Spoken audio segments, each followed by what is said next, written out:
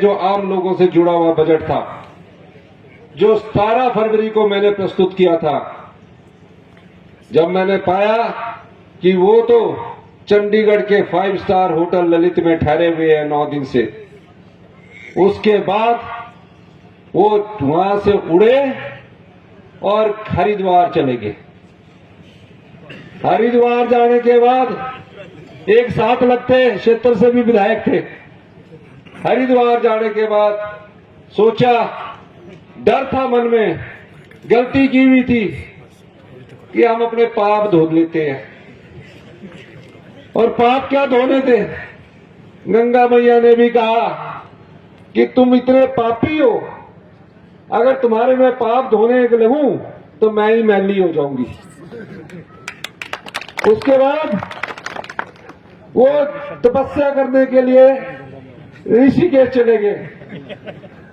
वहां फोटो आया उनका वायरल की योगा कर रहे हैं, ध्यान लगा रहे हैं, पर जो पैसे लिए हुए थे वो ध्यान लगने नहीं दे रहे थे।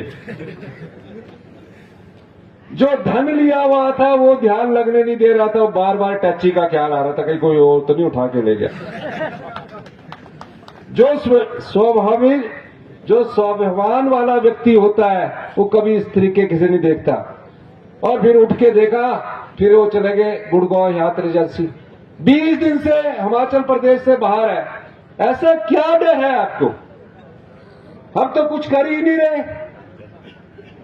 लेकिन जिसने चोरी की होती है और जो बिकाऊ होता है, जो अपने ईमान को विकास बेचता है, वो डरता है।